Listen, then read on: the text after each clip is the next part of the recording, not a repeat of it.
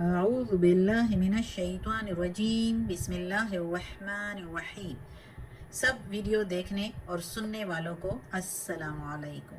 ہمارے چینل کے پیارے ویورز، آج ہم تلاوت کریں گے سورہ رات کی آیت نمبر 25 اور 26، جو کہ پارہ نمبر 13 ہے، 13 نمبر پارہ، اور آیت نمبر 25 اینڈ 26 انشاءاللہ تلاوت کریں گے ترجمہ کے ساتھ اور تفسیر کے ساتھ۔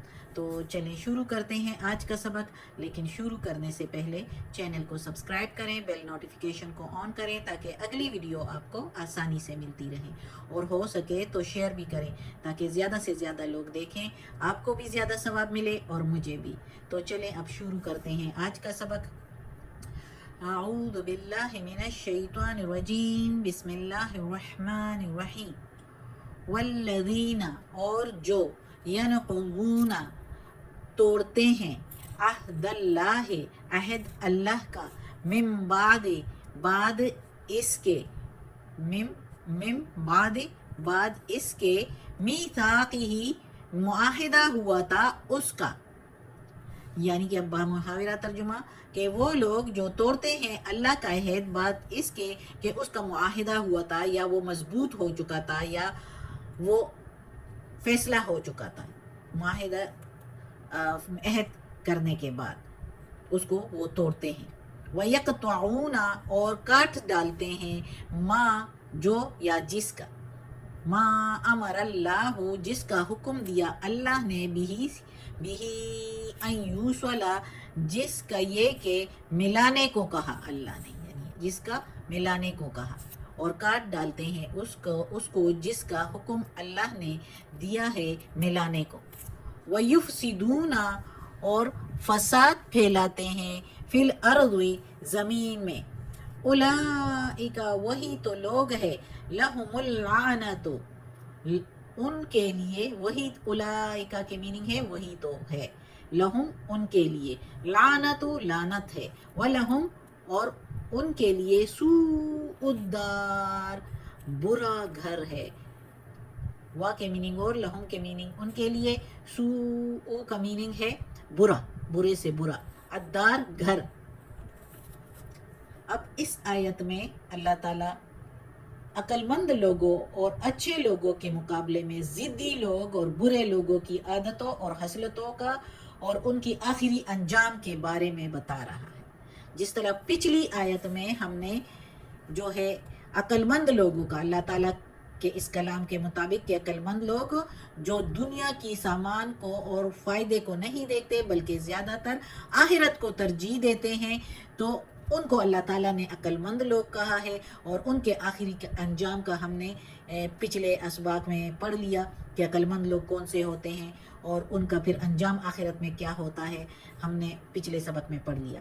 آج ان کے مقابلے میں اللہ تعالیٰ برے لوگوں کا، کمعقل لوگوں کا ایک قسم کا، اور ضدی لوگوں کے بارے میں، ان سب کو ایک ہی گروہ میں ڈال دو، ایک ہی نام سمجھو کہ وہ ضدی ہیں یا بے عقل ہیں اور برے لوگ ہیں، جس کا اللہ تعالیٰ نے ادھر اس آیت میں ذکر کیا ہے۔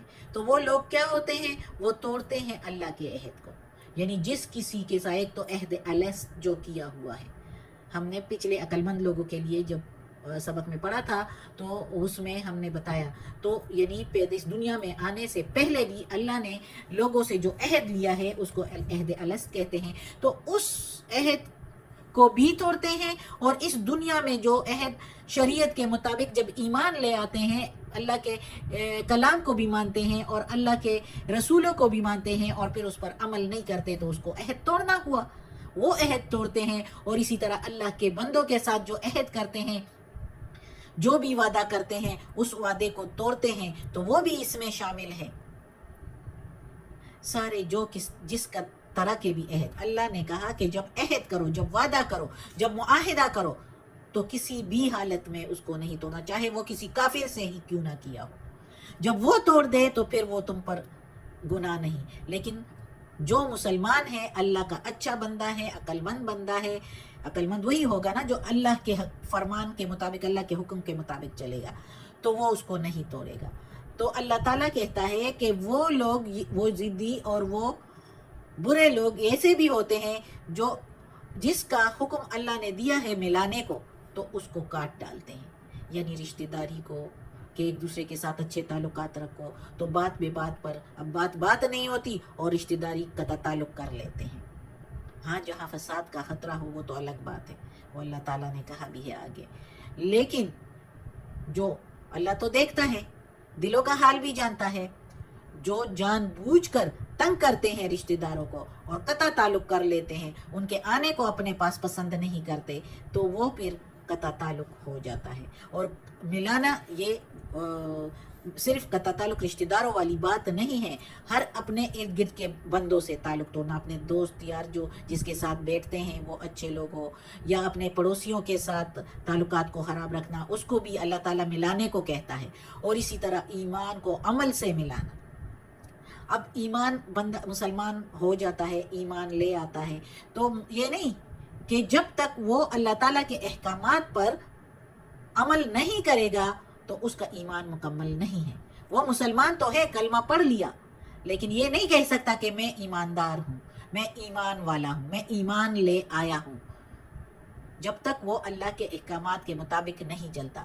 تو ایمان پر عمل کرنا، ایمان کو عمل سے ملانا، یعنی اللہ کے احکامات کے مطابق عمل کرنا، تو اس کو ملانا، حقوق اللہ کو حقوق العباد سے ملانا، یا حقوق العباد کو حقوق اللہ سے ملانا، بھائی چارہ قائم کرنا، ان سب کو جو کاٹ ڈالتے ہیں، نہیں ملاتے، تو وہ اللہ کے وہ ضدی اور برے لوگ ہوتے ہیں، اور وہ زمین میں فساد ہی پھیلاتے ہیں جب اس طرح کے تعلقات کو وہ توڑتے ہیں، اللہ کے احکامات کو توڑتے ہیں، اللہ کے عہد کو توڑتے ہیں۔ اللہ نے جس کے ملانے کو کہا ہے کہ اس کو نہ توڑیں، پیغمبروں کو میں کسی میں فرق نہ کرے، وہ اس میں بھی فرق کریں، تو یہ کیا ہوا؟ فساد پھیلانا ہوا نا۔ ظاہر ہے دوسرے مذاہب کے لوگ جو ہیں ان کے پیغمبروں کو جب برا کہیں گے تو ان کے ساتھ لڑائیاں ہوگی، جس طرح تعلقات قطع کریں گے ادھر بھی ایک دوسرے جو رشتہ دار ہوں گے، جو پڑوسی ہوں گے، ان کو تنگ کریں گے، تو یہ سب کچھ فساد ہی ہوا نا۔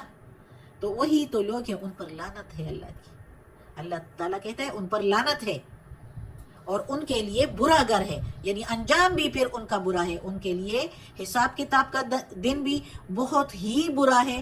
وہ تو اتنا برا ہوگا برے لوگوں کے لیے کہ وہ کہیں گے کہ اب دوزخ میں ہی ڈال دیں لیکن اس جگہ سے چھٹکارا مل جائے، لیکن جب دوزخ میں ڈالے جائیں گے تو وہ جگہ اس سے بھی بری ہوگی، پھر ادھر جب جائیں گے، اللہ بچائے اس جگہ سے، استغفر اللہ، جو نقشے کھینچے ہیں اللہ تعالیٰ نے اس قرآن میں دوزخ کے جگہ جگہ پر، کہ دوزخ کے کس طرح کے حالات ہوں گے، کسی جگہ پر کیسے کھڑے ہوں گے، اور اس کھڈے میں لوگوں کو ڈالا جائے گا، برے لوگوں کو، جس نے دنیا میں برائیاں کی ہوگی، تو ان پر ابلا ہوا پانی اوپر سے ڈالا جائے گا، وہ سائڈوں پر بھاگیں گے، سائڈوں پر فرشتے بیٹھے ہوں گے، ان کے ہاتھوں میں ہتھوڑے ہوں گے، وہ ہتھوڑے ان کے سروں پر مارے جائیں گے، وہ وہاں سائڈوں سے پھر درمیان میں بھاگے جائیں گے، جب درمیان میں بھاگے جائیں گے وہاں پر وہی ابلا ہوا پانی نکلے گا جو ان کے برسے گا، اور ان کے سروں پر جو ہتھوڑے مار دیے ہوں گے وہ ٹوٹ گئے ہوں گے، اس زخموں پر وہ ابلا ہوا پانی، استغفر اللہ، اللہ بچائے ایسے حالات سے۔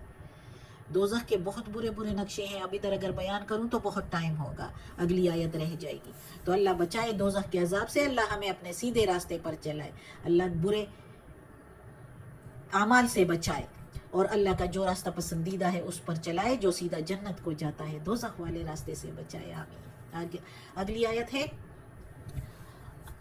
اللہ یبسط الرزق، اللہ پھیلا دیتا ہے رزق، یا کشادہ کر دیتا ہے رزق، لمن یشاء، جس کے لیے چاہے، لمن جس کے لیے، یشاء چاہے، ویقدر اور ناپ کر دیتا ہے، یعنی جس کو چاہے، یا تنگ دیتا ہے جس کو چاہے، یہ اللہ کی مرضی ہے۔ تفسیر میں پڑھیں گے کیوں اس طرح ہوتا ہے، اللہ کیوں ایسے کرتا ہے، یہ بھی اب ہم پڑھیں گے۔ وَفَرِحُوا، اور وہ خوش ہوتے ہیں، بالحیات الدنیا، ساتھ زندگانی دنیا کی، یعنی دنیا کی زندگی پر وہ خوش ہو رہے ہوتے ہیں۔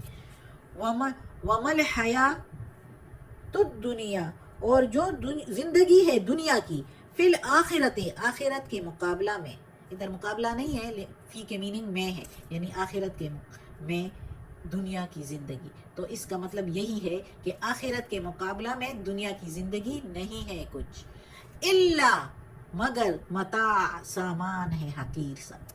وما کے میننگ اور نہیں ہے زندگی دنیا کی میں فی الآخرت، آخرت کے مقابلہ میں، مگر یا سوائے حقیر سی پونجی، حقیر سا سامان، تھوڑا سا سامان دنیا کی زندگی آخرت کے مقابلے میں.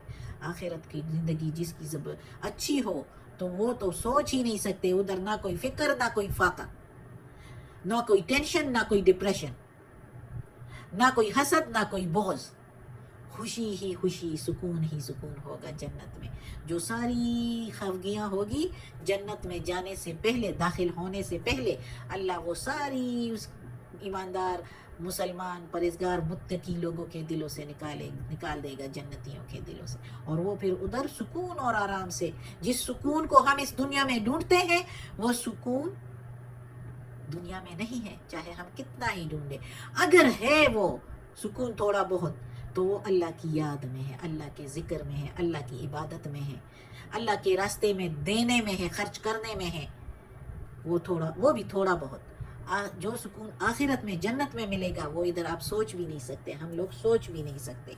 تو اس آیت میں اللہ تعالیٰ اس کا پس منظر جو ہے وہ یہ ہے کہ جس طرح عام جاہل لوگوں کی طرح کفار مکہ بھی عقیدہ، اچھے عقیدے اور عمل کو دیکھنے کی بجائے امیری اور غریبی کو انسانوں کی قدر اور قیمت کا اندازہ لگاتے تھے. انسان کی قدر اور قیمت کا اندازہ وہ انسان لوگوں کی امیری اور غریبی سے لگایا کرتے تھے مکہ والے لوگ.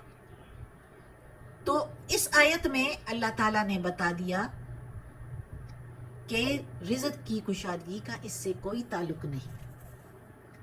اس کا اندازہ اس سے لگانا تم لوگوں کا بالکل غلط ہے. یعنی یہ دنیا کی عیش اور فراخی کو دیکھ کر آپ اچھائی، اللہ کی فرما برداری اور نافرمانی کا فیصلہ نہیں کر سکتے. اس سے نہیں ہو سکتا کہ یہ اللہ کے اچھے، اللہ کے محبوب بندے ہیں. یہ ضروری نہیں ہے کہ جس کو دنیا میں خدا نے رزق اور پیسہ زیادہ دیا ہے وہ اس کے بارگاہ میں زیادہ محبوب ہے اور زیادہ اچھا ہے. اگر دیکھو تو اللہ کے مقبول بندے، اللہ کے اچھے بندے بطور آزمائش اور امتحان کے یہاں پر اس دنیا پر تنگی کی زندگی گزار رہے ہیں. اور جو برے اور مجرم لوگ ہوتے ہیں اس کی زندگی میں ان کو ڈیل دی جاتی ہے، وہ مزے اڑا رہے ہوتے ہیں.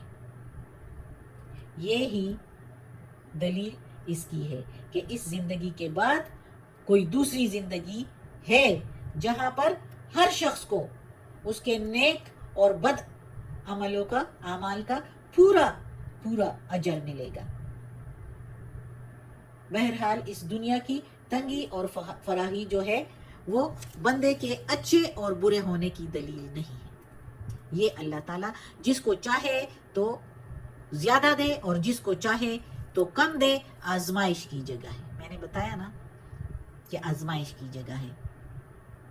جو زیادہ اللہ رزق دیتا ہے اس میں دوسروں کا حصہ نکال کے دے گا تو یہ اللہ آزماتا ہے کہ دے گا میرے راستے میں کہ نہیں، کس راستے پر جا رہا ہے.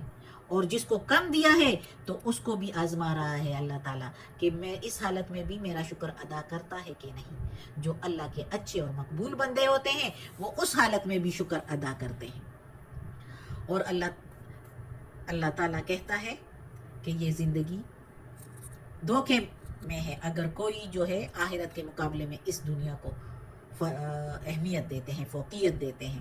وہ اسی دنیا پر جب خوش ہوتے ہیں کہ ہمارے پاس بہت ہے، ہمیں ضرورت نہیں، اور آخرت کی فکر نہیں کرتے تو ان کے لیے پھر بہت برا ہوتا ہے. یہ سامان بہت تھوڑا ہے.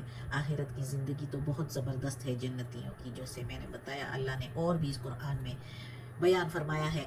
آئے گا ہم پڑھیں گے انشاءاللہ. آج کا سبق ختم ہوتا ہے. اللہ ہمیں توفیق دے اس قرآن مجید کا ترجمہ مکمل کرنے کی اور اس پر عمل کرنے کی توفیق دے. یا پروردگار، یا رب العالمین، یا مالک یوم الدین، یا علی کل شیء قدیر. یا اللہ ہمیں عافیت والے معاملات دے. ہماری برائیاں، کمزوریاں، تکالیف ہم سے دور کر دے. یا اللہ اور ہمیں اپنے نیک اور صالح لوگوں میں شامل کر دے، اور اس سبق میں جو تلاوت کی ہے اس میں کوئی غلطی ہوئی ہو تو یا اللہ تو معاف کر دینا، تو معاف کرنے والا مہربان ہے، آمین۔